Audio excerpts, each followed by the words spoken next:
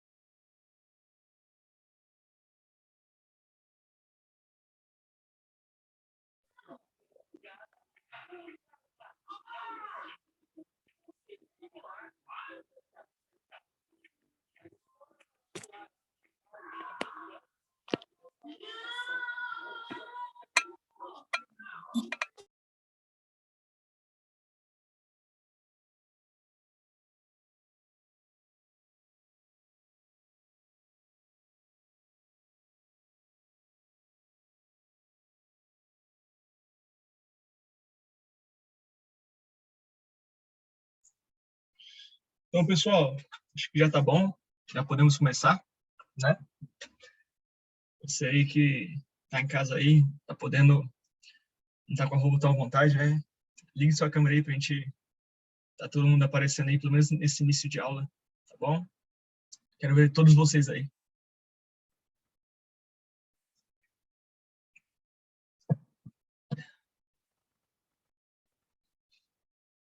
Legal, pessoal, tá aparecendo aí Geilton, Marcão, Mariângela, só a galera da cozinha, né? Aí, agora a irmã Deilde, Evelyn, ó, o Cresta aí, meu irmão. Aí, pronto, pessoal, tá abrindo a câmera aí, legal. Evinha, duas Evinhas, né? A Eva e Cláudia Eva. Tá um do lado da outra aqui. Show de bola, show de bola. A Raininha tá dando mamar pro neném ali, aí tá. Não pode, né? Mais 18. E aí, show, show, galera. O pessoal tá abrindo aí as câmeras, legal. Carla falou que não tá ouvindo nada. Vocês estão me ouvindo, gente? Vocês estão me ouvindo bem?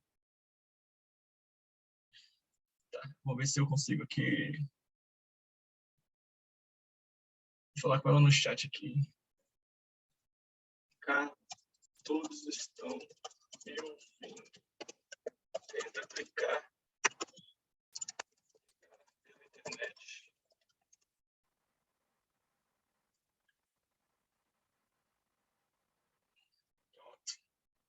Então, galera, acho que é isso, né? Pessoal, mais uma vez aí, é um prazer estar com vocês, né? Todo mundo aí, né? Saudando Geilton, Marcão, Deilde, Mariângela, Evelyn, Clériston, Evinha, Eva, irmã Carla, Natália Rocha, Edivani que tá tentando conectar aí, né? Rainha, minha esposa, Ana Luísa, Maria Ribamar e Pastor Roger, beleza? Então, pessoal, estamos retornando hoje aí, né, ao nosso curso bíblico, né? E é um prazer muito grande estar com vocês hoje, estar retornando aí. E, cara, acho que a Edivani tá com dificuldade. Não, a Edivani conseguiu entrar. Tem uma pessoa que caiu aqui da live, da conexão, mas tudo bem. E é um prazer muito grande, né, estar com vocês novamente aí. E nós vamos estudar nesse módulo a Epístola aos Hebreus, né? A Carta aos Hebreus, tá bom? Então, queria saber se o pastor Roger ele quer falar alguma coisa, né? O pastor presidente aí, se ele quer fazer uma consideração inicial nesse recomeço de curso, tá? Passar a palavra para ele aqui. Catiele, Pai do Marquinhos, Senhor, bem-vindos também. Pai do Senhor, Israel, Pai do Senhor a todos aí. Paz. Israel, a pegada esse ano vai ser assim, eu quero que a igreja entenda que é um processo de Deus no nosso ministério, que hoje nós estamos fazendo online, mas vai ser presencial futuramente, né? E quem tiver em alguma função no ministério vai ter que estar com a gente dentro da aula, porque eu não posso ter líder burro, sem conhecimento, eu não posso ter líder que não queira crescer, que não queira aprender. Então, o que eu já estou falando de antemão, até na reunião de quinta-feira, a partir desse ano, o negócio vai apertar e essas aulas aí a gente tem que estar com ela no sangue, na veia, porque é como se fosse a nossa escola dominical. O povo que não tem aprendizado na palavra não cresce, tá bom? Então, eu estou aqui falando para você e para todos que essa aula aí, para mim, ela é de suma importância. Eu tenho um monte de coisa para fazer, mas eu estou aqui assistindo a aula, tá bom?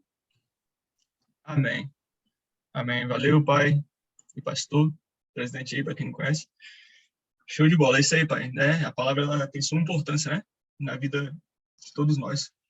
E se nós não aprendemos a palavra, a gente está sempre no nível básico, né? No nível de aprendiz. Como Paulo falou, né? Como diria Paulo, né? A gente está sempre dando leitinho, né? Não tem um alimento sólido, beleza? Então é isso aí, galera. Vou mudar esse microfone aqui, tá, pai? Só antes da gente começar, a gente vai começar nesse momento. Eu quero só fazer uma pergunta para a Carla aqui, que ela não conseguiu entrar. Ela tá saindo da transmissão. Catiele, se tu puder dar uma forcinha para ela lá no WhatsApp aqui. Estou falando com ela aqui, consigo conectar. Já chamei aqui o arroba dela, né? O arroba Carla aqui. Eu vou falar com ela, Rael, pode deixar. Tá bom, Catiele, brigadão, tá? Nada. Valeu. Então é isso aí, pessoal. Vou fazer uma pequena oração aqui para a gente começar, tá bom? Então, antes de tudo, pegue sua caneta, pegue seu papel. Creio que vai ser uma aula interessante hoje, uma aula que nós vamos aprender muito, né? Eu e vocês. Vamos receber muito de Deus. E vamos para cima, então. Bem, vamos fechar nossos olhos. Espírito Santo, nós estamos aqui rendidos ao teu nome nesse dia de hoje. Rendidos a ti, Senhor Jesus. Rendidos a ti, ó Pai. Para que possamos aprender mais de ti nesse dia de hoje. Para que possamos nos enchermos da sua palavra. Então, se faz presente no nosso meio, nos ajuda, nos ensina, nos capacita, nos revela a tua palavra, que possamos conseguir nos conectar à tua escritura, porque a tua palavra é viva e nós sabemos que Jesus, tu és a palavra. Então, Senhor Jesus, se manifesta no nosso meio, enquanto aqui como igreja estamos reunidos, que o Senhor possa atuar em nossos corações, que o Senhor possa desvendar os segredos e mistérios à nossa frente. É que eu te peço nesse dia de hoje, não deixe que essa aula seja conduzida por heresias, por falácias, por coisas que não estão na Bíblia, por argumentos de homens, mas que nós possamos estudar realmente a tua palavra nesse dia de hoje, a tua palavra pura, santa e reta. É assim que eu te peço, Pai, em nome de Jesus. Amém. Seja bem-vindo aí, pastor Edson, também, acabou de entrar. Então vamos lá, galera, vamos lá. Então nós vamos estudar aqui o livro de Hebreus, tá? A epístola, né, que é a mesma coisa que carta aos Hebreus. E inicialmente, antes de a gente entrar no livro, a gente tem que fazer algumas considerações iniciais, né? Então, pegue seu caderninho já aí, ok? Sua Bíblia, para nós podermos fazer essas anotações. Então, qual é a primeira anotação que se faz, né? Quem foi o autor do livro dos Hebreus? Coloca assim, autor do livro dos Hebreus. Autor da carta aos Hebreus, autor da epístola aos Hebreus, da forma que você achar melhor.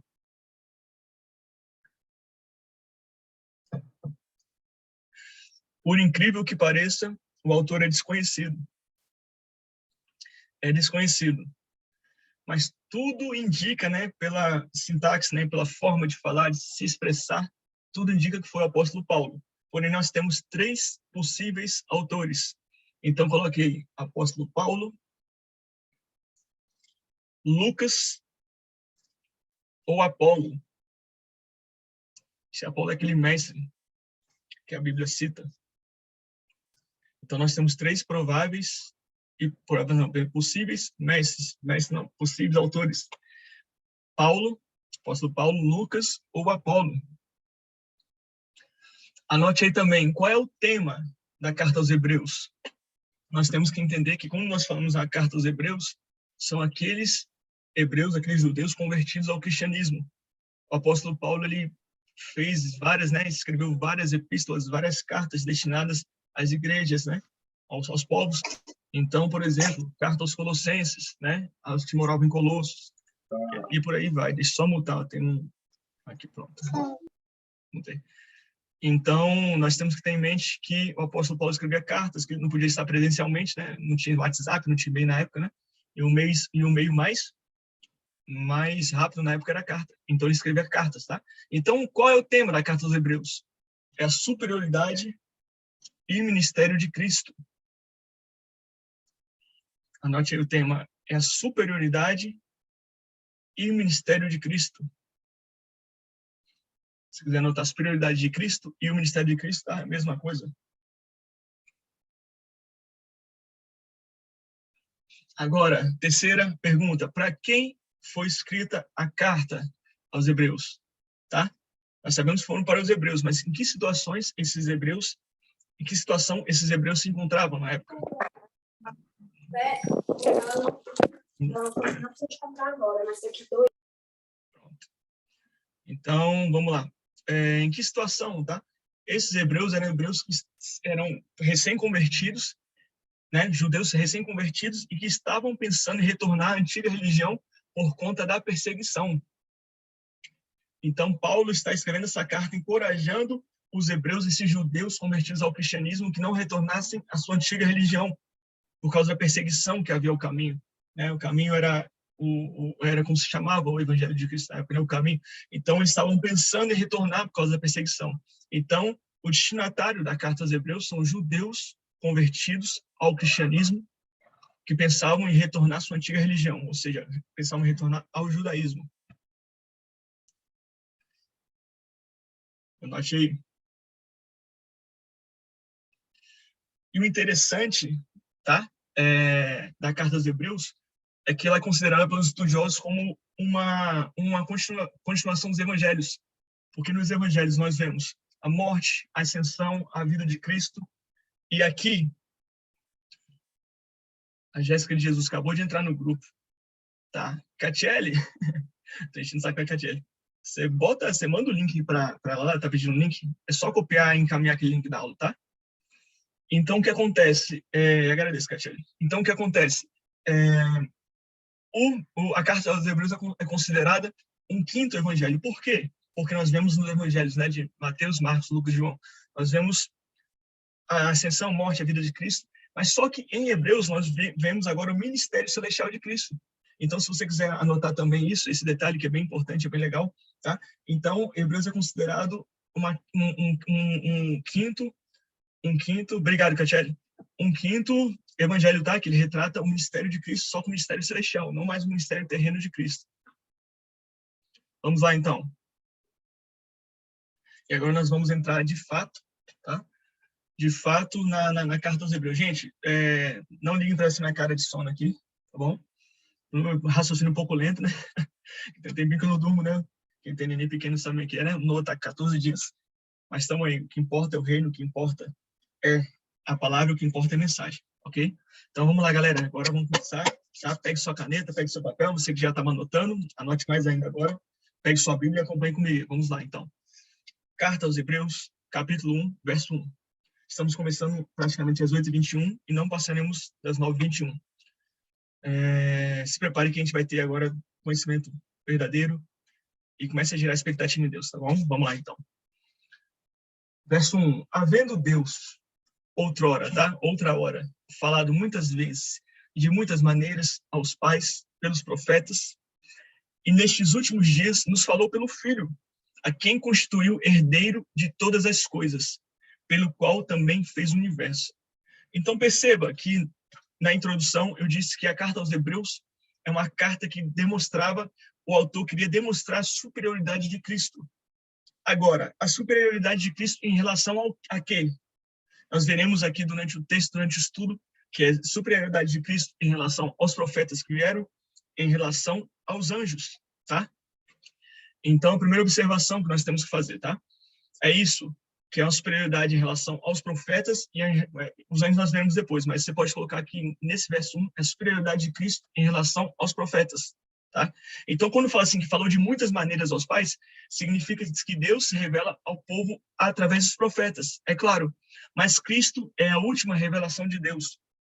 Por isso que os profetas ali profetizaram até João Batista, e aí veio Cristo e se encerraram as revelações, tá bom? Então, anote isso. Vou ler novamente, para que vocês entendam novamente o contexto.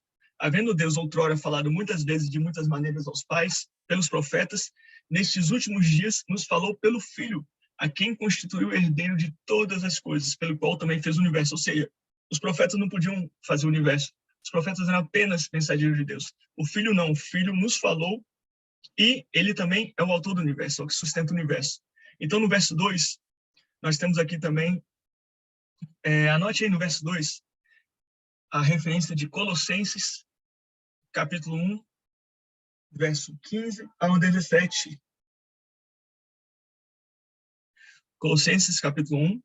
A Carla levantou a mão aqui. Creio que deve ser algo bem. Sabe? Carla, pode falar. Você quer falar no microfone ou você quer falar no chat?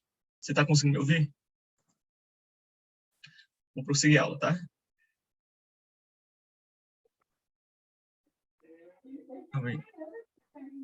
Eu desmutei aqui o microfone dela. Pode falar, Carla. Vai aparecer uma pergunta para você, tá? E aí você só colocar esse que mute, tá? Para você poder falar. Essa é aceita. Enquanto isso, pessoal, vou prosseguir na aula aqui enquanto ela vai. Então você fala no chat aqui que eu dou uma olhada, tá?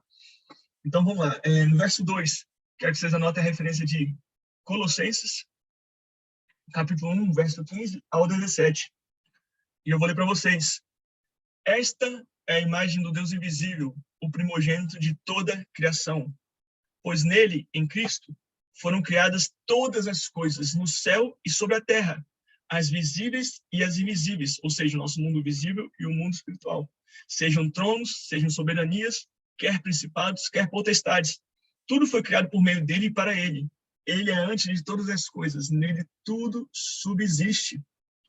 Então, eu quero que vocês entendam que tudo existe por causa de Cristo. Nós existimos, o universo existe, não é só o mundo, não é só o planeta Terra, não é só o cosmos. É todo o universo, ele é sustentado por Cristo, foi feito para Cristo e através de Cristo. Tudo é sustentado pela palavra dele. E quando nós lemos aqui também, eu quero esclarecer isso, trazer luz isso. A isso é quando, aqui em Colossenses, né, acabamos de ler. Todas as coisas foram criadas por ele, no céu, sobre a terra, as visíveis e as invisíveis, sejam tronos, sejam soberanias, quer principados, quer potestades, tá? Então, quando geralmente nós lemos isso, nós imaginamos que principados e potestades, eles são sempre do lado maligno da coisa. Porque a gente ouve muito falar em batalha espiritual, em guerra espiritual, e se ouve muito falar principados e potestades, mas não, os principados e potestades foram criados primeiramente no estado puro, no estado correto.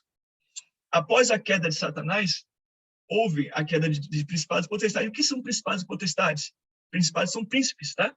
Então, quando fala assim, um principado de Mônaco, né? Nós lemos a corrida de Fórmula 1 que existe no principado de Mônaco. É porque existe um príncipe em Mônaco, tá? Principado da Inglaterra. Então, perceba, quando houve guerra, quando Daniel lhe orou, o arcanjo Miguel veio guerrear, né? Com aquele principado. Era um príncipe da Grécia, ou seja, era um espírito, tá? Um anjo que, apesar de caído, ele estava no domínio da Grécia. Então, são anjos de nações, tá? Anjos que regem nações. Então, houve uma guerra. Então, esses principados e potestade quer dizer poderes, tá? Também.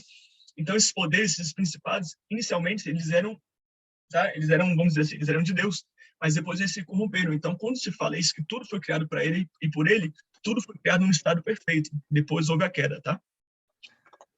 Então, eu quero que você anote também a referência aí de Salmos 33, verso 6, tá? Salmo 33, 6, mostrando também a criação do universo. E eu vou ler para vocês, ainda no verso 2 de Hebreus, capítulo no verso 2. Salmos 33, verso 6. Os céus, por sua palavra, se fizeram, e pelo sopro da sua boca, o exército deles. Quando fala exército dos céus, é estrelas, os planetas, tá? Então, os céus, por sua palavra, se fizeram. Quem é a palavra? É Cristo. Eu sou o caminho, a verdade e a vida. E pelo sopro de sua boca, quem é o sopro da boca de Deus? Sopro vem do grego, do hebraico ruach, e do grego pneuma, tá? Que os dois querem dizer espírito. Então, pelo espírito da sua boca, tá? Da boca de Deus, o exército deles foi formado. Então, está nos dizendo aqui que os céus foram criados pela palavra de Cristo, né? Por Cristo, que é a palavra, e pelo sopro, que é o próprio Espírito Santo. E nós vemos aqui a unidade triuna criando o universo, tá? Então, vamos lá, meus amados, prosseguindo. Ele, verso 3, que é o resplendor da glória e a expressão exata do seu ser, sustentando, deixa eu ver no chat aqui. Ah, tá. Beleza, Carla, conseguiu. Show de bola, né? Tá bom. Vamos lá. Bom que você está aqui com a gente. É bom que estejam todos juntos aqui para a gente aprender. Então, vamos lá, pessoal, prosseguindo. Verso 3. Ele, que é o resplendor da glória e a expressão exata do seu ser, sustentando todas as coisas pela palavra do seu poder, depois de ter feito a purificação dos pecados, assentou-se à direita da majestade nas alturas. Está dizendo de Cristo, tá? Então, anote aí, gente, rapidamente. Não vamos demorar muito aqui, não. No verso 3, a referência de 2 Samuel 22:13. 2 Samuel 22:13. Isaías 63. Isaías 63. Mateus 4:4. Mateus 4:4. E é isso aí. Então, vou ler rapidamente para vocês. Eu quero explicar aqui que Cristo é o resplendor de Deus, tá? Do resplendor, 2 Samuel 22:13, do resplendor que diante dele havia brasas de fogo se acender, tá? Por Cristo.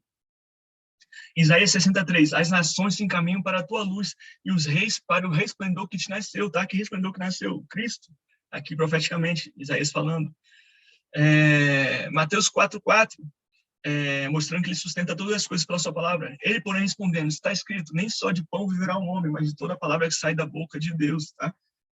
Então, ele é a palavra de Deus, ele é o resplendor de Deus. Prosseguindo, então. Então, perceba que aqui a carta aos Hebreus, o autor, nesse início, ele está provando que Cristo é superior aos profetas, tá? Então, verso 1 aqui, havendo Deus outrora falado, muitas vezes e de muitas maneiras, para os pais dos profetas, nesses últimos dias nos falou pelo Filho, a quem constitui herdeiro de todas as coisas, pelo qual também fez o universo, ou seja, Cristo é superior aos profetas. 3. Ele que é o resplendor da glória e a expressão exata do seu ser, sustentando todas as coisas pela palavra do seu poder, depois de ter feito a purificação dos pecados, assentou-se à direita da majestade das alturas. Tá? Cristo está sentado ao lado do Pai, à direita do Pai. Lembre-se lá, quando Estevão foi apedrejado e morreu, né? Ele olhou e viu Cristo assentado e Cristo se levantou, né? Então, nós vemos isso, Cristo está à direita do Pai. Verso 4, vamos lá. Tendo se tornado tão superior aos anjos, quanto herdou mais excelente nome que esse. Perceba o que eu falei. O autor está tentando provar que Cristo é superior aos profetas e superior aos anjos. Mas por quê? Nós vamos ver agora. Por que esse autor tem essa preocupação em provar que Cristo é maior, superior infinitamente que os profetas, infinitamente que os anjos? Vamos lá.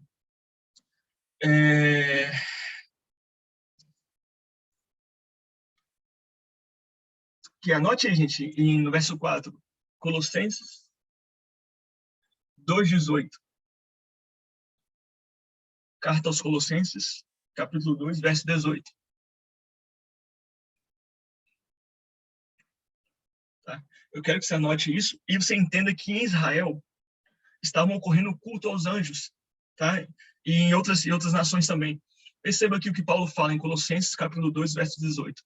Ninguém se faça árbitro contra vós outros, pretextando humildade e culto dos anjos, baseando-se em visões, infatuados sem motivo algum, na somente carnal. Então, o que estava acontecendo em Israel, o que estava acontecendo com os cristãos, estavam em outras nações, né? Os cristãos em Colossos, no caso aqui, eles estavam prestando cultos aos anjos, porque houve uma Israel, havia e nas outras nações, houve-se uma cultura que Cristo era um anjo, porque quando nós lemos lá no início, né, quando apareceu a Moisés na sarça, né, fala o anjo do Senhor, em várias outras ocasiões fala o anjo do Senhor. Perceba que quando se cita o anjo do Senhor, é um anjo com A maiúsculo, então não poderia ser qualquer anjo. E tudo se indica a crer que era o próprio Jesus Cristo que fazia essas aparições, tá? Inclusive quando fala, eu desci e os livrei, lá no Êxodo, né, quando o povo de Israel estava escravizado por muitos anos, 430 anos aproximadamente, a Bíblia fala que ele estava, eu desci e vi a sua escravidão, tá? Eu vi como é que eles estavam sendo açoitados e livrei. Então, tudo indica que é o próprio Cristo. Então, mas quando a Bíblia tem uma terminologia diferente, quando fala que é o anjo do Senhor, quando fala muitas vezes os anjos, Deus pode usar a boca dos próprios anjos para falar, e Deus usa, na verdade, a boca dos próprios anjos. Então, em algumas ocasiões era Cristo, em outras ocasiões eram anjos. Isso trouxe um pouco de confusão, tá? Então, o objetivo aqui é esclarecer. E a carta aos Hebreus está justamente esclarecendo isso. Então, vamos lá. Ainda no 4. Eu quero que vocês anotem Salmos 97, 7. Salmos 97, 7. Capítulo 97, verso 7. Aqui está provando a superioridade de Cristo. Em Salmos 97, 7. O próprio salmista profetizando a superioridade de Cristo, tá? Então, vamos lá. Confundidos sejam todos os que servem imagens de escultura, que se gloriam de ídolos. Prostrai-vos diante dele todos os deuses. Diante de quem? Diante de Jesus. Só que deuses aqui no hebraico é Elohim, tá? Elohim quer dizer Deus, no sentido é usado para Deus também. Quando fala Deus, é o Pai, o Filho e o Espírito Santo, tá? Deus triuno. Então, esse sentido de Deus também é o sentido de seres celestiais. Então, aqui está falando não só, né? Está falando os anjos, toda a lei celestial, tá? Então, confundidos sejam todos que servem, prostrai-vos diante de todos os deuses. Ou seja, como é que você vai falar um anjo que é superior a Cristo, um culto aos anjos, né? Alguém que cultuou o anjo, como é que você vai falar que eles têm que se prostrar a Cristo? Então, necessariamente, aquele que recebe a prostração é superior àquele que se prostra, tá? E aqui também algo, né? As pessoas, às vezes, eu já havia um questionamento sobre isso, fala que, mas ele se tornou tão superior aos anjos, ele não era superior, não. Aqui nós temos um advérbio de grau, tá? Que intensifica. Ele não se tornou superior, ele se tornou tão superior. Ou seja, inicialmente ele já era superior aos anjos, só que agora ele se tornou tão superior, muito superior, tá? Mais do que ele já era. Beleza? Aqui também fala, né, que ele herdou, quanto herdou o mais excelente nome que ele está. Então, Cristo não adquiriu um nome superior, Cristo herdou. Tá? Então, se meu pai tem uma quantia, uma fortuna, eu herdo dele, eu não fiz nada para herdar, ele decidiu me dar. Então, eu herdo, então eu não adquiri essa fortuna, ele me deu. Tá? O pensamento é esse. Vamos lá, galera. Verso 5. Pois a qual dos anjos disse mais, tu és meu filho, e hoje te gerei. Agora, o autor da Carta dos Hebreus começa a dar vários motivos porque Cristo é superior aos anjos. E aqui agora nós vamos ler. Pode só mutar, tem um microfone surdo aqui, é o do Joãozinho. Joãozinho, te mutei, João.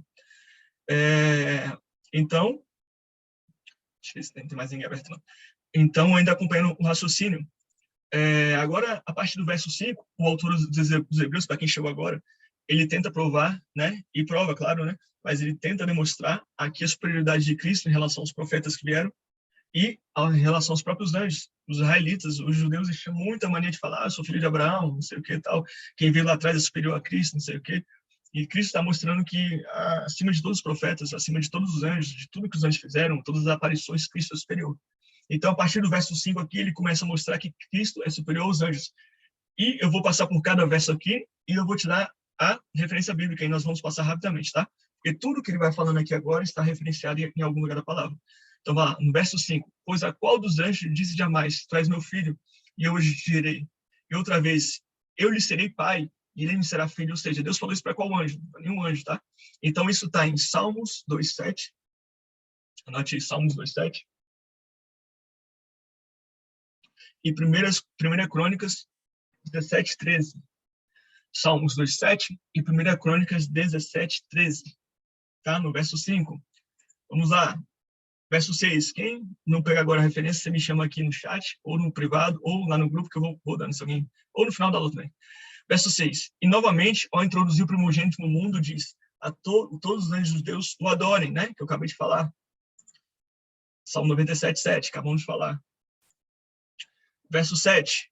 Ainda quanto aos anjos, diz, aquele que a seus anjos faz ventos e a seus ministros labaredas de fogo. Interessante aqui, é Salmo 104:4. Anote a referência aí. Salmo 104:4, no verso 7, do capítulo 1 de Hebreus. Vou ler aqui o Salmo 104:4, porque é algo importante aqui a falar. Fazes a teus anjos ventos e a teus ministros labaredas de fogo. Então, a gente tem que entender isso aqui. Faze a teus anjos. O que seriam anjos, né? Anjos vem do grego ágilos, que quer dizer mensageiros. Então, e ventos, tá? Ventos vem de pneuma. Pneuma é a mesma palavra pneuma, que é para vento, a mesma palavra que é usada para sopro, é a mesma palavra que quer dizer espírito. O espírito do homem e o Espírito Santo, tá? Então, nós podemos ler assim, ó, faze a teus anjos, a teus mensageiros, espíritos, tá? Que os anjos são espíritos. E a teus ministros, tá? Porque os anjos são espíritos ministradores, né? Lembra que a palavra fala, né? Que são espíritos ministradores que servem àqueles que dão onde herdar a salvação. E são espíritos ministradores e fazem eles labaredas de fogo, tá? Quais seres são labaredas de fogo? Os serafins, tá? Serafins, são seres de fogo, tá? Então, nós vemos aí, faz a teus anjos, a teus ministros, labaredas de fogo, tá? Dessa forma que eu falei, tá? Então, vamos lá, só uma curiosidade. Prosseguindo. Verso 8. Mas acerca do filho, ou seja, ele falou isso tudo dos anjos e não falou dos anjos também. Mas acerca do filho, olha o que ele fala. O próprio Deus fala do filho. O teu trono, ó Deus, é para todo sempre. E cetro de equidade é o cetro do seu reino. Isso está em Salmo 45, verso 6. Anote aí, no verso 8. Salmos 45, verso 6. E pode ter alguém não entendendo, não está falando assim, uai, mas está falando de Cristo, mas está lá em Salmos. Eu quero que você entenda que, profeticamente, os salmistas, que não foi só Davi que escreveu os Salmos, né? Os salmistas, tem Salmo de Moisés, tem Salmo de Moisés. Os salmistas, eles profetizavam Cristo. A Bíblia toda profetiza Cristo. Isaías profetizou, Jeremias, em Gênesis, em todo lugar você vê Cristo, você vê falando sobre Cristo, entre linhas, tá? Então, nós vemos aqui o salmista falando, o teu trono, ó Deus, é eterno e perpétuo. O teu trono é um cetro de equidade. Então, o salmista profetizando o trono de Cristo, tá? Então, vamos lá. 9. Amaste a justiça e odiaste a iniquidade. Por isso, Deus, o teu Deus, te ungiu com óleo de alegria, como a nenhum dos teus companheiros. Companheiros aqui no sentido, nenhum dos teus seres celestiais, né? Dos companheiros nesse sentido, né? Que todos são seres celestiais, anjos, espadas, potestades, Deus, Espírito Santo, tá? Mas aqui no sentido de comparação com os outros anjos. Então, vamos lá. Isso aí está em Salmos 45, 7. Salmos, capítulo 45, verso 7. Salmos 45, verso 7. O 10, ainda, no princípio, Senhor, lançastes... me perdi aqui. O 10, ainda no princípio, Senhor, lançaste os fundamentos da terra, e os céus são obras das suas mãos.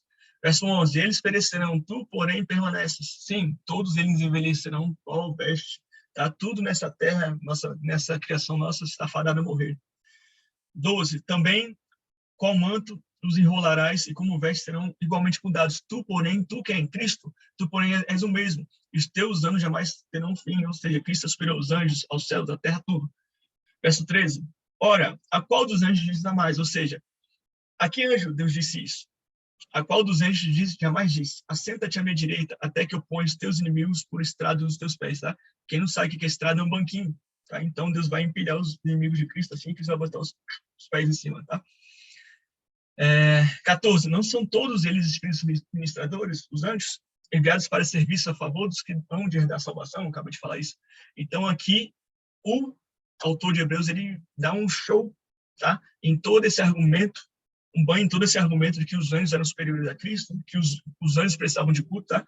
Inclusive, atualmente, havia uma igreja, acho que é em Brasília, não vou falar nome, também nem lembro o nome para falar, que havia também essa coisa de culto aos anjos, né? Era uma igreja muito grande, esse pastor foi para os Estados Unidos, tal, e havia muito essa coisa, anjo, me pega na mão, não sei o quê. Inclusive, eu estive no monte na semana passada, no Monte da Irmanhara, eu vi coisas lá que são terríveis, tá? Eu vi gente falando, botando cajado na mão do outro. Arcanjo Gabriel, Arcanjo Miguel, pega ele, roda aqui. Cara, onde é que o Arcanjo Miguel, o Arcanjo de Nação, vai pegar um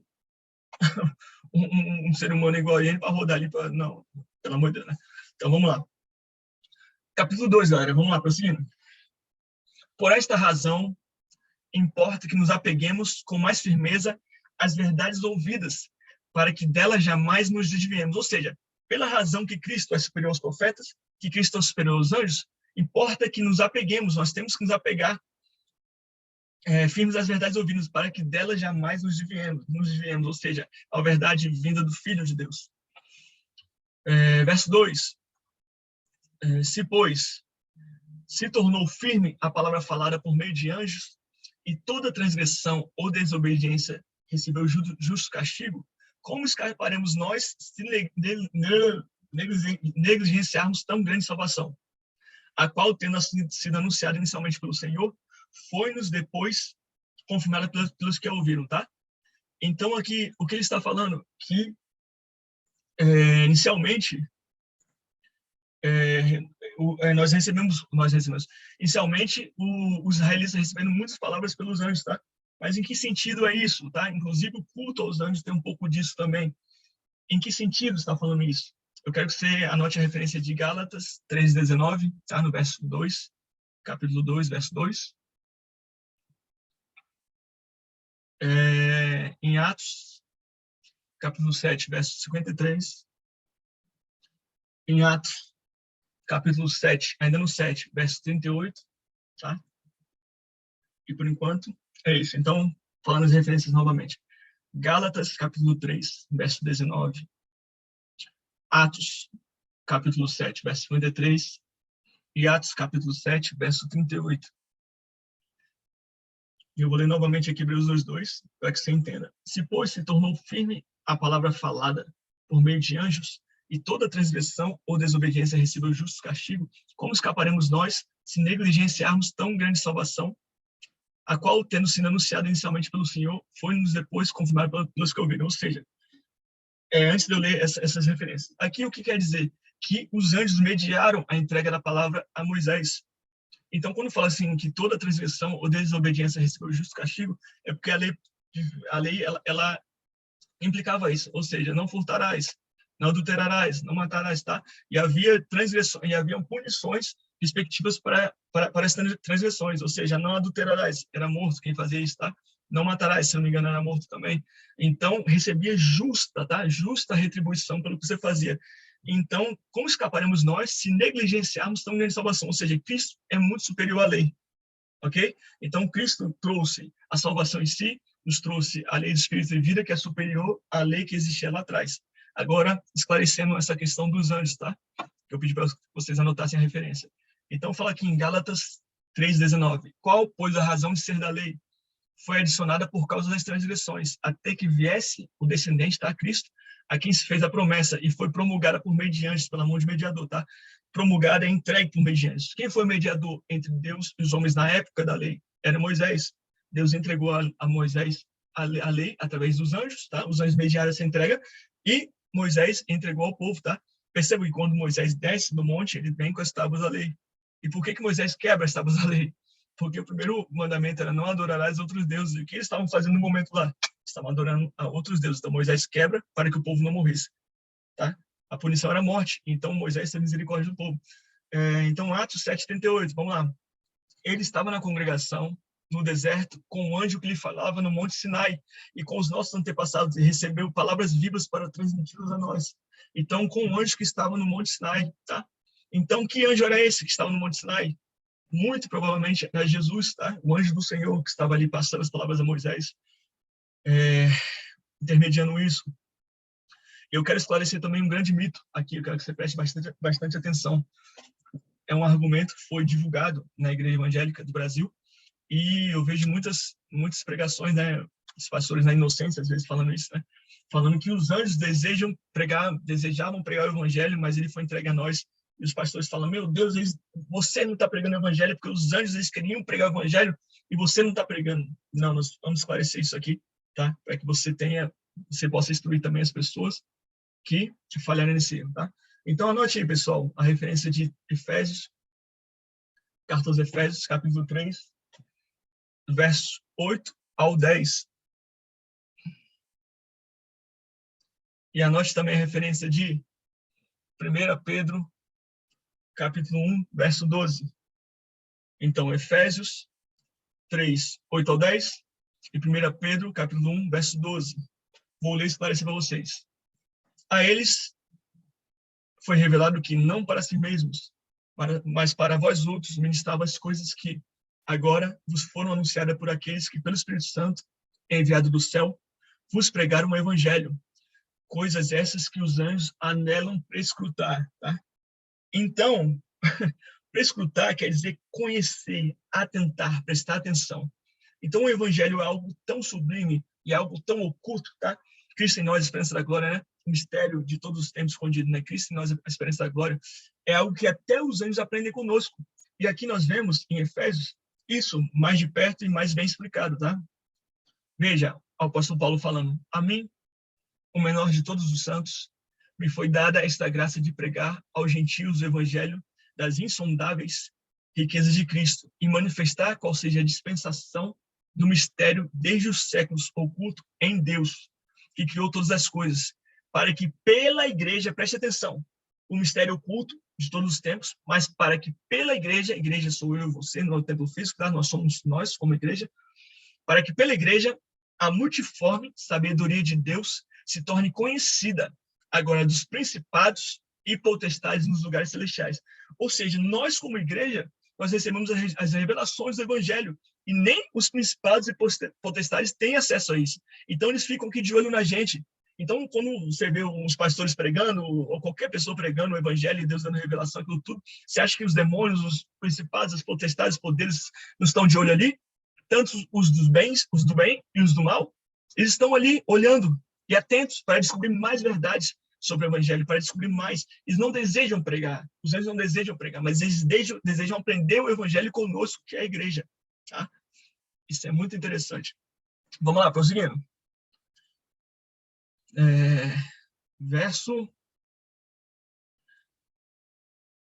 Vou ler novamente 2 aqui, só para você se situar, né, na explicação. Se, pois, se tornou firme a palavra falada por meio de anjos, e toda transgressão ou desobediência recebeu justo castigo, como escaparemos nós, se negligenciarmos tão grande salvação, a qual, tendo sido inicialmente anunciada pelo Senhor, foi-nos depois confirmada pelos que ouviram, tá? Pelos que ouviram o evangelho. Continuando o 4, dando Deus testemunho juntamente com eles, por sinais, prodígios e vários milagres, e por distribuições do Espírito Santo, segundo a sua vontade. Então, perceba, dando Deus testemunho juntamente com eles, por sinais, prodígios. Então, quando o evangelho é puro, quando o evangelho é verdadeiro, ele vem acompanhado de sinais, prodígios, maravilhas, milagres. E não é obra do homem, é o próprio Deus dando testemunho através da sua igreja, com sinais, prodígios e maravilhas, atestando que aquele evangelho pregado naquele lugar é o evangelho verdadeiro. Tá? E, meus amados, anotem aí também a referência, por favor, de 1 Coríntios, capítulo 12, 4 ao 11.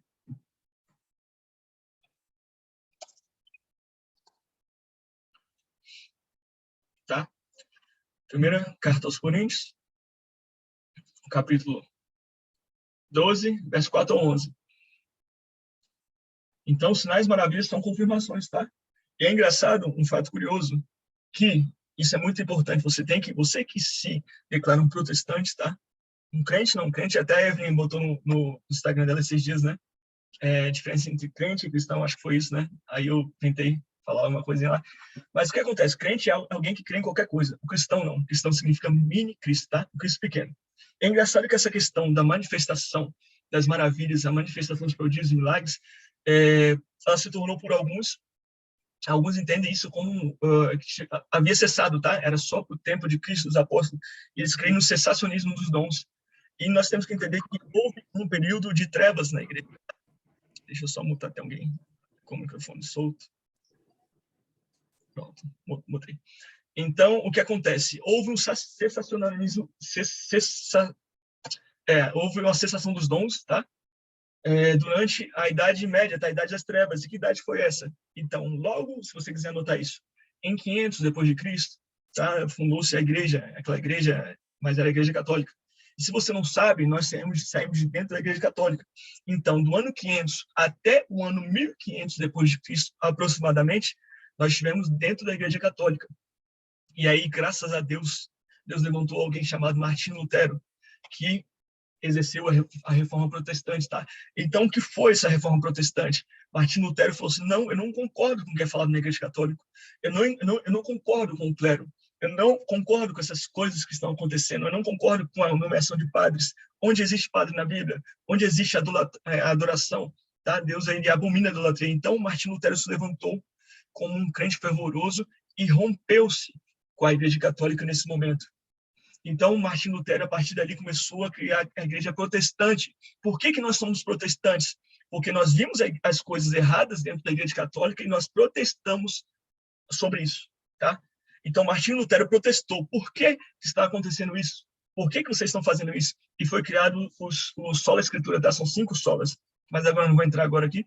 Mas, após esse período, a igreja a igreja protestante começou a se consertar. E saiba de algo muito interessante, isso é muito bom que você saiba. E os dons começaram realmente a se avivar, os dons começaram a ferver novamente de 100 anos para cá. Isso é muito bom, porque nós estamos no meio do avivamento, né? No meio dos dons. E se você acha que a humanidade está caminhando para um fim triste, sim, está caminhando, mas a igreja ainda persiste nos dons. Nós vemos ainda a manifestação, né? Nós vimos a manifestação do dom de profecia, com o pastor Erlon lá, do dom de cura, através do pastor Roger, através da minha vida, pela misericórdia, né? Nós vemos a manifestação dos dons. Então, isso ainda para a igreja de hoje não cessou, tá? Cessou somente naquele momento em que Deus estava entristecido, o Espírito Santo estava entristecido por levar dentro da igreja católica uma doutrina tão errada, tá? Então, anotou a referência em 1 Coríntios, tá? Eu vou ler para vocês, tá? Ora, há diversidade de dons, mas o Espírito é o mesmo. E há diversidade de ministérios, tá? Ministérios é pastor, mestre, apóstolo, profeta e evangelista, tá? Os 5 ministérios. E há diversidade de ministérios, mas o Senhor é o mesmo. E há diversidade de operações, mas é o mesmo Deus que opera tudo em todos.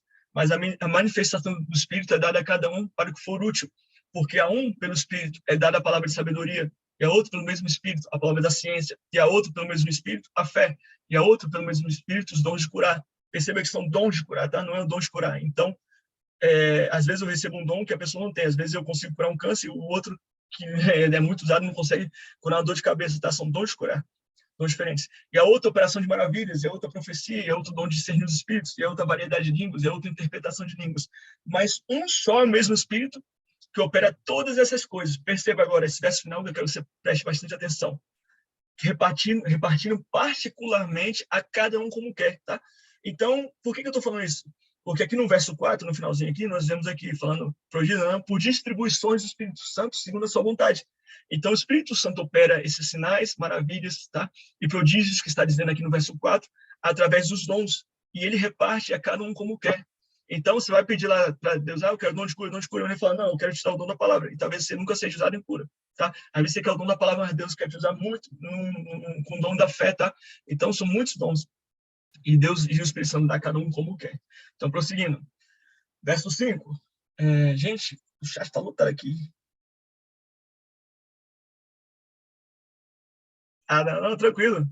Seja bem-vindo aí, Macedo, beleza? Ele o chat aqui, gente, prosseguindo. Verso 5. Pois não foi a anjos que sujeitou o mundo que há de vir, sobre o qual estamos falando. Tá? O próximo mundo, Cristo vai reinar durante 1000 anos, e batemos isso enfaticamente aqui no curso, tá? Cristo terá um reinado de 1000 anos, vou falar rapidamente aqui. Cristo terá um reinado de 1000 anos, tá? E não são todos nós, somos todos nós que vamos reinar, tá? São aqueles que têm obras, aqueles que se permitem a obra ser feita através de suas vidas. Então, existe o reino e existe salvação. Os que são vencedores vão direto para o reino. Tá? E agora, se morrer vencedor, nessa terra agora, se eu morrer agora e for considerado vencedor, eu vou direto para o trono. E quem não é vencedor, ele tem que pagar uma cotazinha lá fora, tá? Ele vai pagar uma cota fora do reino, igual quando a Bíblia diz que se você está de mal com seu irmão, obrigado, tá? Acerte-se com ele durante o caminho, para que depois, se você não se acertar, você pagará até o último ceitinho na cadeia, tá? Até a última consequência na cadeia dos verdugos, sabe? O que são verdugos? São torturadores.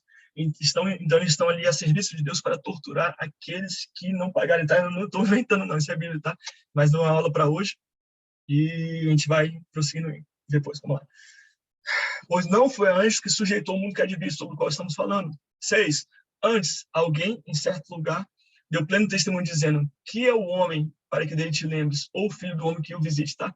No verso 6 aí, anote a referência de Salmos, capítulo 8, verso 4 e 5. Qual é o mortal para que dele te lembres, e o filho do homem para que o visites? Pois pouco menor fizeste do que os anjos, e de glória e de honra o coroaste, tá?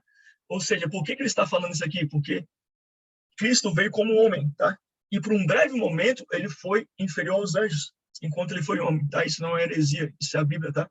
Pois não foi antes que sujeitou o mundo carinho, tá? Antes que alguém em certo lugar deu pleno. Quem é um homem para que dele te lembres, ou o filho do homem para que dele. Eu vou explicar isso melhor um pouco na frente, aí na aula de hoje ainda. 8. Todas as coisas sujeitaste debaixo dos seus pés. Ora, desde que ele sujeitou todas as coisas, nada deixou fora do seu domínio.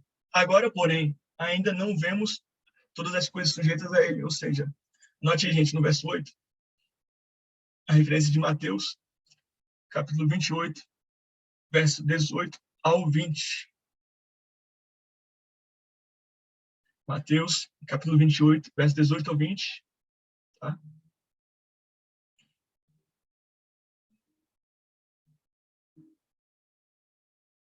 Então, vamos lá. Então, vou ler novamente Hebreus aqui. Todas as coisas sujeitaste debaixo de seus pés. Ora, desde que ele sujeitou todas as coisas, nada deixou fora do seu domínio. Ou seja, Cristo sujeitou tudo. Eu que baseei isso aqui, ó, em Mateus 28. Chegando Jesus falou-lhe dizendo, é-me dado todo o poder no céu e na terra. Portanto, ide e fazer discípulo de todas as nações, batizando-os em nome do Pai, do Filho e do Espírito Santo, ensinando-os a guardar todas as coisas que eu vos tenho mandado. E eis que estou convosco todos os dias, até a consumação dos séculos, tá? Então, a pergunta que se faz aqui a esse verso é por que todas as coisas, apesar da morte de Cristo, tá? Apesar do que ele disse aqui, todo o poder me dado no céu e na terra, por que todas as coisas não estão sujeitas? E no próprio verso, abaixo, nós vemos aqui, tá? Então, todo o poder no céu e na terra. Portanto, ide fazer discípulos de todas as nações, batizando em nome do Pai, do Filho e do Espírito Santo, ensinando a guardar e tal. O que isso representa? Que o domínio do Senhor está intimamente ligado à igreja. Se nós não estamos indo às nações, fazendo discípulos, né, batizando, ensinando, nós não estamos propagando o domínio do reino. Perceba que lá em Romanos nos fala que toda a criação geme, tá? E aguarda ansiosamente pela manifestação dos filhos de Deus. Não porque porque ela foi feita assim, mas pelo que a sujeitou, tá? O que sujeitou toda a criação a isso foi o pecado. Quando Adão erra, quando Adão peca, toda a criação cai debaixo do domínio de Satanás, tá? E ali Jesus morre na cruz do Calvário e todo o poder é dado a ele recupera essa posse. E agora todo esse domínio, todo esse poder sobre a terra, ele é efetuado através da igreja. Então, se você não está pregando, não está ensinando, não está exercendo seu ministério, ganhando almas para Cristo da forma devida, se eu não estou fazendo isso, nós estamos atrasando o domínio e a vinda do Senhor Jesus. A palavra nos fala que precisa ser dado um testemunho do Evangelho. Não é mais a pregação da salvação, é a pregação do Evangelho do Reino. Então, quando houver um testemunho, tá? Um testemunho não é nem uma pregação em si, não é nem um fato consumado, é um testemunho, aquilo que se vê de longe. Quando houver um testemunho do Evangelho do Reino, assim Cristo virá, tá? Então, se há algo atrasando o domínio de Cristo na Terra, atrasando o domínio do seu poder, é a própria igreja que está indolente, tá? Então, vamos lá, galera, prosseguindo.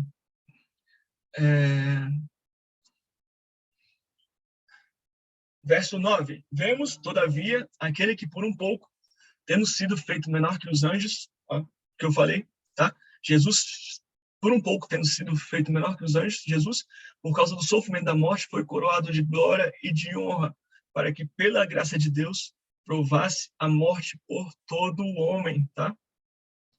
Então, perceba que Cristo foi feito menor que os anjos. Agora, a pergunta que você tem que se fazer, né? A Bíblia é isso, você vai perguntando, especialmente revelando. Por que Cristo foi feito menor que os anjos? Pode ir no verso 9 aí, tá? Porque Cristo e nós, né? Nós também, como seres humanos, somos menores que os anjos. Note aí.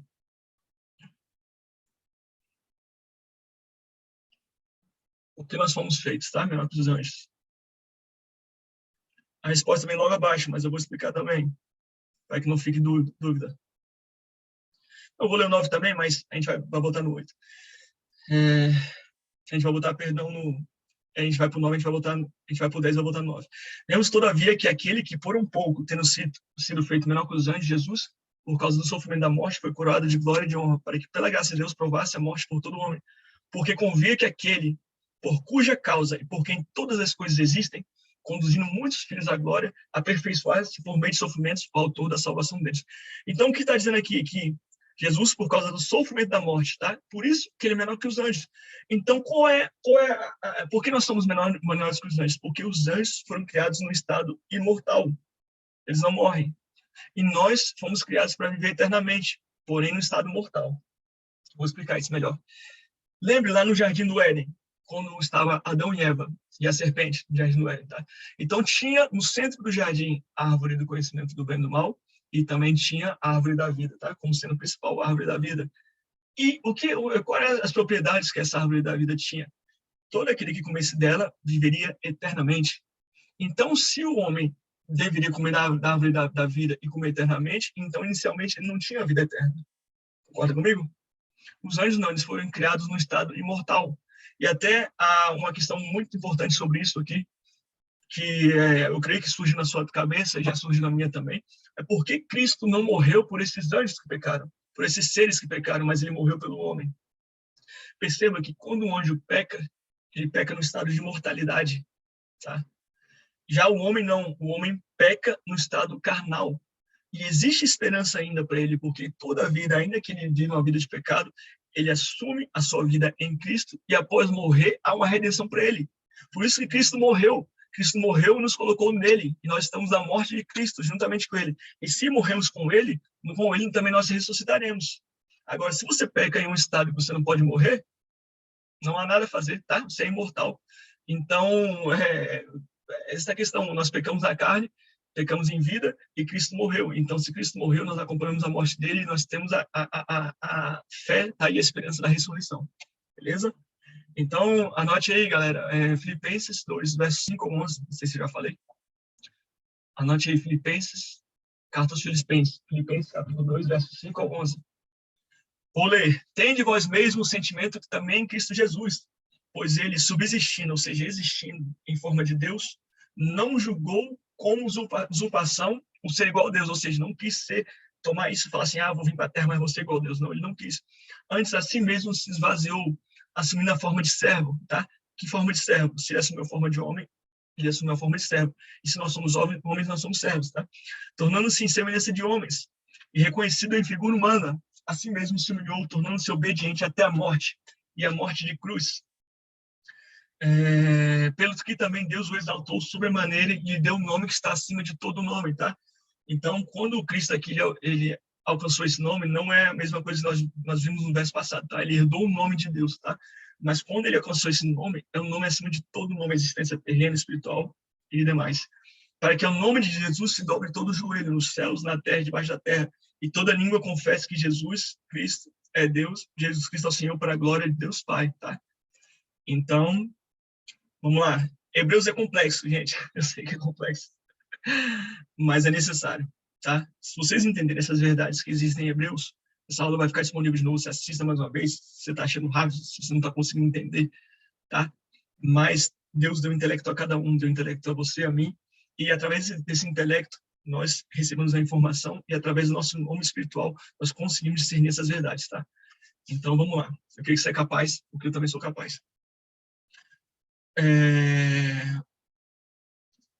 Verso 10. Porque convinha que aquele por cuja causa e por quem todas as coisas existem, conduzindo muitos filhos à glória, tá? Que somos nós, aperfeiçoasse por meio de sofrimentos o autor da salvação deles. Agora, muita atenção aqui, preste muita atenção. Quando nós lemos esse verso, às vezes nós ficamos um pouco contrariados, tá? Então, como assim Cristo, que é perfeito, ele pode ser aperfeiçoado? Então, vou ler novamente aqui com calma e vou explicar. Porque pela graça de Deus,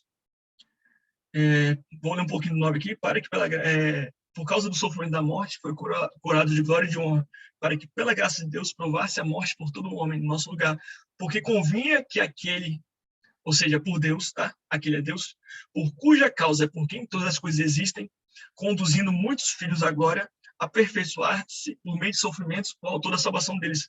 Quem é o autor da nossa salvação? Senhor Jesus Cristo. E que sentido, então, está falando assim que Cristo deveria ser aperfeiçoado?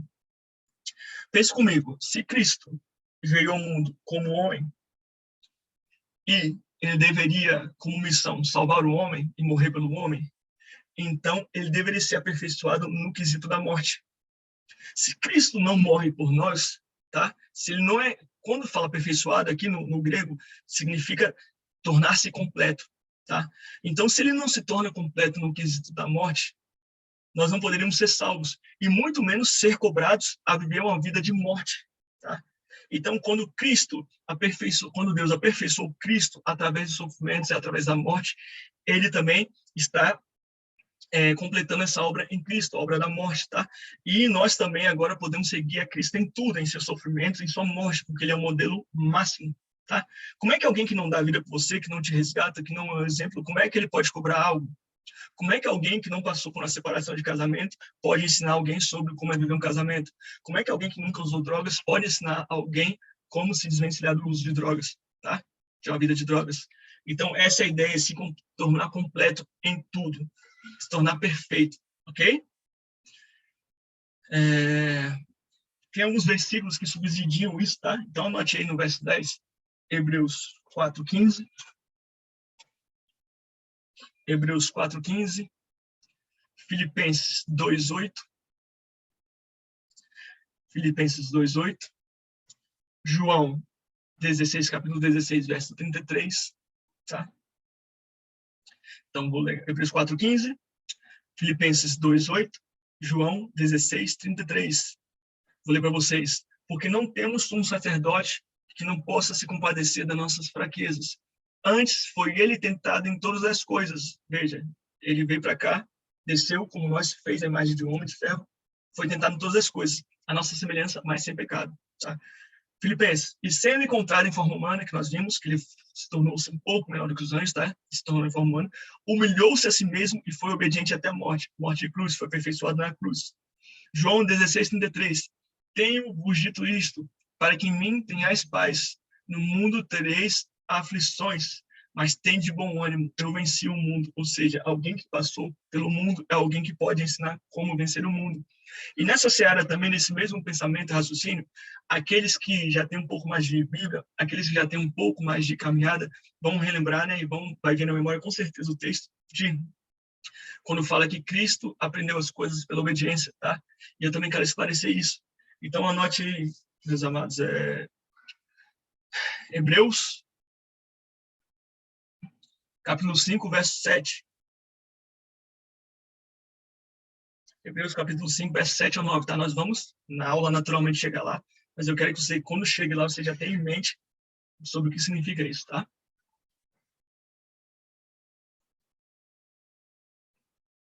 Então, vamos lá, vou ler para vocês aqui. Ele, Jesus, nos dias da sua carne, tendo oferecido, com forte clamor e lágrimas, orações e súplicas a quem o podia livrar da morte, e tendo sido ouvido por causa da sua piedade, embora sendo filho de Deus, né, filho com F maiúsculo, aprendeu obediência pelas coisas que sofreu. E tendo sido aperfeiçoado, é o que eu falei novamente, a palavra aperfeiçoada, tá vendo? É no sentido de se tornar-se completo. Tornou-se o autor da salvação eterna para todos os que lhe obedecem. Agora, como é que é isso, gente? Cristo, que era perfeito, que era, né, é Deus. Como é que ele aprendeu algo pela obediência? Mas nós temos que ler atentamente o que diz o texto e atentamente o contexto. Então, ele, vou ler novamente, explicando, ele, Jesus, nos dias dessa carne, tendo oferecido com forte clamor e lágrimas, orações e súplicas a quem podia livrar da morte, tá? Então, qual foi esse episódio que Cristo ofereceu ali com orações, súplicas, que seu suor se tornou-se como sangue, aquele que podia livrar da morte? Foi lá, no jardim do Getsemane, que ele estava prestes a morrer, tá? Prestes a entregar sua vida, ele orou, se ofereceu, mas ao mesmo tempo falou ao Pai, Pai, se possível, passa de mim esse cálice. Então, o que Jesus estava falando ali? Senhor, eu não estou com vontade de ir para a cruz, porque eu sei que eu vou sofrer demais. Eu, como profeta, já vi o meu futuro, já vi o que vai acontecer. Eu vou sofrer, eu vou ser despedaçado, como diz Salmos.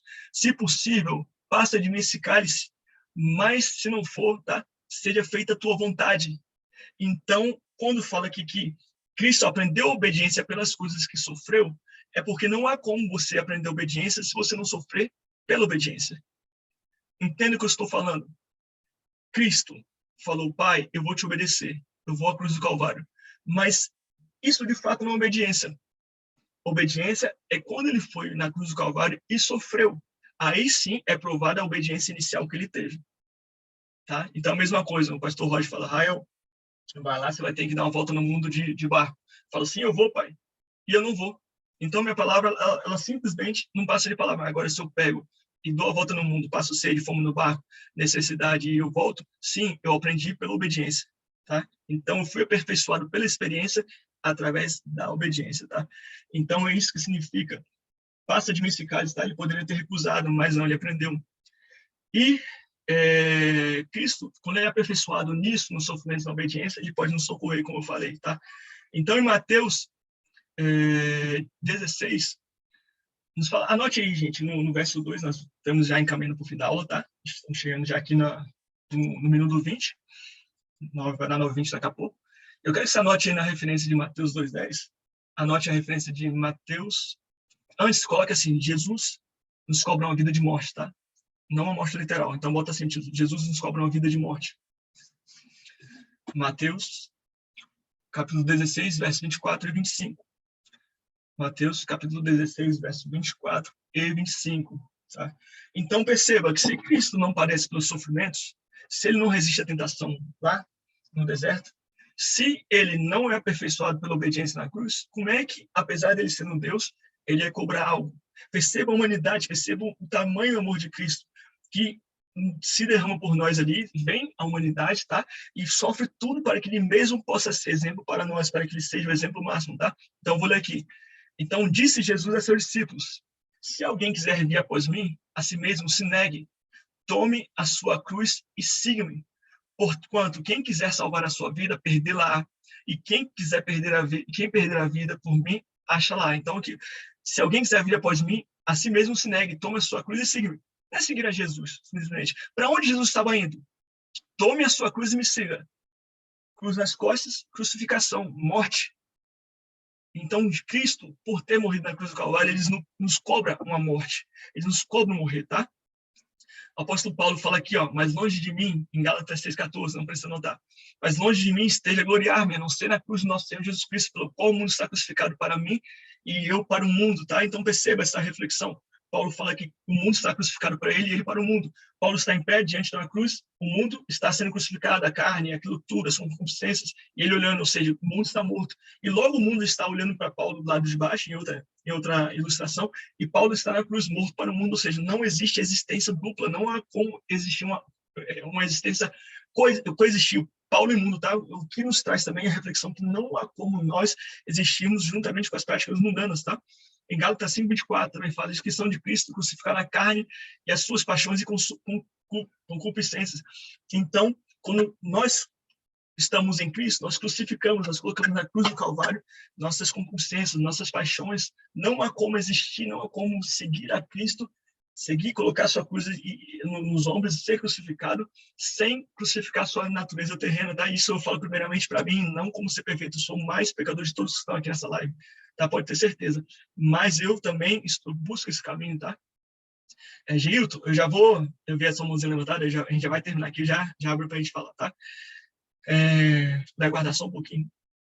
Em Gálatas 2:19, 20, Paulo fala: estou crucificado com Cristo, logo já não sou eu mais quem vive, mas Cristo vive em mim. E esse viver que agora tenho na carne, tá?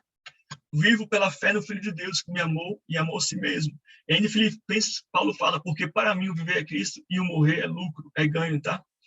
Então, para a gente terminar essa aula, faltam 5 minutinhos, eu quero que você entenda que não há como viver uma vida sem renúncia, uma vida sem morte, uma vida sem produzir. A Bíblia fala que se o grão não cair na terra e morrer, ele não dá fruto. Então, se você não está dando fruto, se você não consegue se libertar de coisas, é porque você não está morrendo para si mesmo, tá? Então, quando nós morremos, nós frutificamos. E agora, eu acho que chegou um ponto bem interessante dessa aula, e eu quero que você preste bastante atenção aqui. Faltam 4 minutos para nós acabarmos, só que é uma chave que eu vou te dar no final dessa aula, tá? Que nesse momento agora, quem ficou até o final vai receber essa chave, tá? Não é merchan, né? Não vou vender curso nem nada, tá? Quando ninguém fala chave, né? O conhecimento, não. É uma chave que eu quero compartilhar com vocês, tá? Que, coincidentemente, caiu aqui no final da aula. Então, meus amados, eu quero que você anote assim: chave para mortificar a minha carne. Anote no verso 10. Chave para mortificar a minha carne. Bota 2 pontinhos aí. Chave para mortificar a minha carne, meu corpo, tá? Para ele ser crucificado juntamente com Cristo. 2 pontinhos. Jejum, tá? Coloca com letra bem maiúscula. Jejum. Eu não gosto de jejuar. Não. Se você é cristão, protestante, se você é discípulo de Cristo, você jejua. Não tem como fugir disso. Jejum, tá? Eu quero que você anote a referência de Êxodo 32, capítulo 32, verso 6. Êxodo, capítulo 32, verso 6. Gênesis, capítulo 3, verso 6. Gênesis 3, 6. Êxodo 32, 6. Anote aí também Lucas 4, 1 ao 14. Lucas, capítulo 4, 1 ao 14. Anote também João, capítulo 4, verso 31 ao 34. João 4, 31 ao 34. E Mateus 17, 14 ao 21. Então, vou ler rapidamente aqui as referências. Novamente, Êxodo 32, 6. Gênesis 3, 6. Lucas 4, do 1 ao 14. João 4, 31 a 34. Mateus 17, 14 ao 21. E é isso aí. Eu vou ler aqui para vocês. Percebam. Êxodo. No dia seguinte, madrugaram, tá? Que aconteça o povo de Israel no deserto, e eles estavam esperando Moisés descer no monte, tá? Quando eles pecaram. Então, no dia seguinte, madrugaram e ofereceram holocaustos e trouxeram ofertas pacíficas. E o povo assentou-se para comer e beber e levantou-se para se divertir, tá? Esse se divertir aqui está ligado à adoração do outro Deus, tá? Dos deuses do bezerro de ouro. Está ligado a culto pagão, tá? Que eles pecaram. Gênesis 3:6. E vendo a mulher que a árvore era boa para se comer, agradava os olhos, que a árvore desejava para dar entendimento, tomou-lhe do fruto e comeu, e deu também ao marido, e ele comeu, tá? Aqui é o episódio da queda. E agora aqui em Lucas 4. Jesus, cheio do Espírito Santo, voltou do Jordão e foi guiado pelo mesmo Espírito, tá? Espírito Santo, no deserto, durante 40 dias, sendo tentado pelo diabo. Nada comeu naqueles dias, ao fim dos quais teve fome. Passadas que foram as tentações de toda sorte, apartou-se dele o diabo até o momento oportuno. Então, perceba, então Jesus, no poder do Espírito, regressou para a Galileia e a sua fama correu por toda a circunvizinhança, perdão. Então, aqui, perceba, no dia seguinte, madrugada, o povo levantou-se para comer e beber e se divertir no outro. Eva comeu e deu ao seu marido. Perceba que o que precede a queda é o alimento. Tá? E eu digo isso de uma forma espiritual, não é porque você comeu agora, você vai... Mas toda vez que você dá mais ênfase à sua carne, que é o seu espírito, você tende a cair. Existe um pastor muito famoso, um santo, que falou que se você controla o seu apetite, você pode fazer qualquer coisa, tá? Então, quando você jejua, você se abstém de se alimentar, porque quando você está comendo, você está alimentando sua carne, você está te dando força física, você está te dando força para você fazer as suas vontades e as concupiscências da carne. Agora, perceba, Jesus foi para o deserto e se ausentou. Perceba que Adão e o povo de Israel, após comer, pecaram, e Cristo, após fazer o jejum, perceba o que aconteceu. Então Jesus, no poder do Espírito, regressou para a Galileia. E às vezes você se pergunta, por que eu não consigo libertação em uma área da minha vida? Tá? E eu também descobri, eu vim estudando sobre jejum há pouco tempo agora, eu falei, meu Deus, isso é a chave para muitas coisas, e áreas da minha vida que precisavam de libertação, eu estou sendo liberto por causa do jejum. E às vezes você vê na sua vida, meu Deus, eu não consigo me libertar do furto, da pornografia, não consigo me libertar de seja qual pecado que você seja, a mentira, a ira, e você começa a jejuar. Aí você fala, poxa, cara, eu não estou com vontade de fazer nada, eu não tenho mais vontade de pecar, eu não tenho vontade mais de fazer isso aqui, eu não tenho vontade nem de me movimentar direito, tá? Porque o que acontece? Quando você suprime sua carne, você oprime sua carne, o seu homem interior, Jesus Cristo, ele começa a aflorar dentro de você. A sua morte, por isso que Paulo fala que o poder de Deus se aperfeiçoa na sua fraqueza. Não é a fraqueza de pecar, eu tenho a fraqueza de mentir, não é essa fraqueza, é na fraqueza do corpo. É quando você se abstém do alimento, você se abstém, você oferece seu corpo como sacrifício vivo, tá? Então, o que significa sacrifício vivo?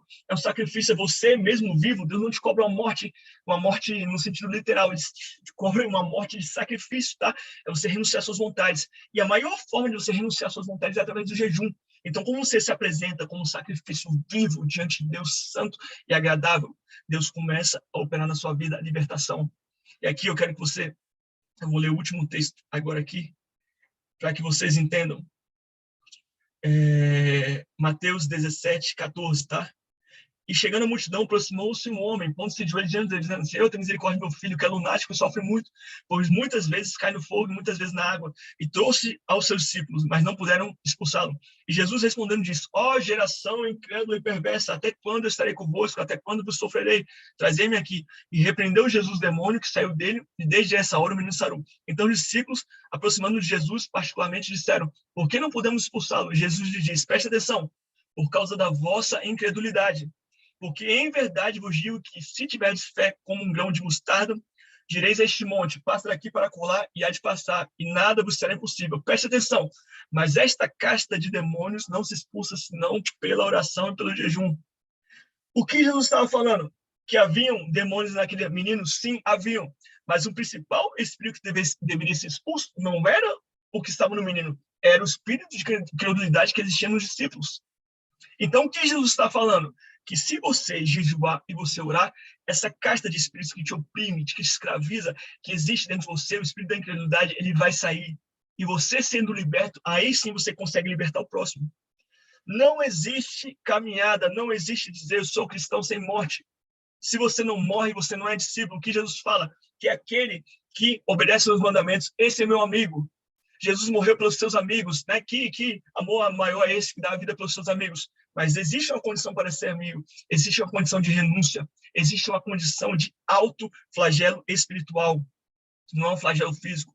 Então, eu te convido hoje a você fazer a prática do jejum, tá? Como um bônus dessa aula no finalzinho agora, você jejuar pelo menos uma vez, 2 vezes na semana, vai até meio-dia, vai aumentando, tá? Eu tenho ouvido grandes homens de Deus pregar. Luciano Subirá, para você que está com esse desejo no coração de jejuar e se aproximar mais de Deus, ter uma sintonia maior com Deus, viver a vida de Cristo. O Luciano Subirá, né, que é um pastor conhecidíssimo na nossa nação, tá? Um projeto de jejum tremendo, ele já jejuou 40 dias só na água 2 vezes, e ele está trazendo isso para a igreja, ele traz um ensinamento muito lindo, Eu vou estar postando isso no grupo, se você quiser.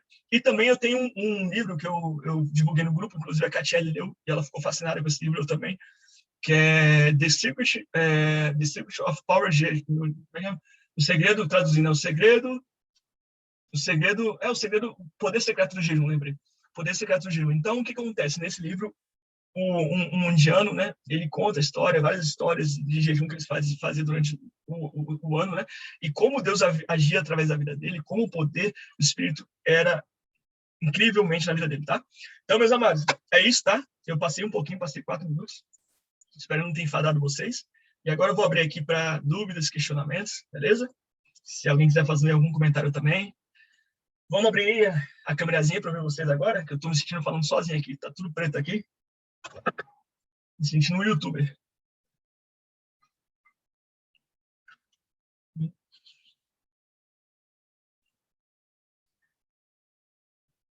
Alguém tem? A Evelyn sempre sorrindo na cara dela. Alguém tem algum questionamento aí de fazer? Alguma coisa, algum comentário? Fica à vontade para falar, tá? Fica com vergonha, não, gente. Jeito tá como levantar aqui. Quer falar, Gito? Israel, Fala, velho. mas eu acho que eu perdi o raciocínio aí quando você estava falando do versos 10. Ah, Você deu a referência até Hebreus 5:7, depois essa referência a Mateus 2:10 é continuando no verso 7, sim?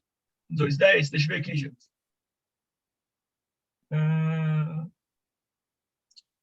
Mateus 2:10. Deixa eu ver. Salvo engano, foi Mateus 2:10. Você deu Hebreus 5:7, depois aí você falou alguma coisa de Jesus. Ah, não, é Hebreus 2:10, não? Então, Hebreus 2:10? É Hebreus 2:10, quem estava falando agora por último. Hebreus 2:10. Aí você falou sobre Jesus. Isso, eu expliquei aqui que Cristo, né, através do sofrimento, né, ele conduziu muitos filhos à glória, tá? Através da obediência e tal, eu expliquei esse processo, eu expliquei que se nós não obedecemos a Cristo, nós não morremos para nós mesmos e passarmos pelo mesmo processo que Cristo, através do sofrimento e através da obediência, a gente não pode herdar a vida, tá? Nós não somos dignos, como Cristo fala. Ok, beleza, obrigado. Então, só alguém quer falar mais alguma coisa? Pessoal, quem tem interesse aí no livro aí sobre jejum, levanta a mão e faz assim, que é um livro surpreendente, tremendo. Quem tiver interesse aí, vou mandar. Beleza, show de bola. Então, pessoal, é isso, tá? Obrigado, eu sei que foi uma aula complexa, uma aula densa, mas espero que você tenha aprendido. E se você tiver alguma dúvida, não fique com vergonha não, manda lá no grupo ou manda no privado, que eu vou tentar esclarecer da melhor forma possível, tá? Então, galera, fiquem na paz, um beijão a todos, tá? Agradeço aí a todos que compareceram. E em breve estaremos aí na sala de aula presença física, tá? Todo mundo lá, com um caderninho, eu no quadrozinho lá. Beleza? Então é isso, galera. Um abração a todo mundo. Valeu!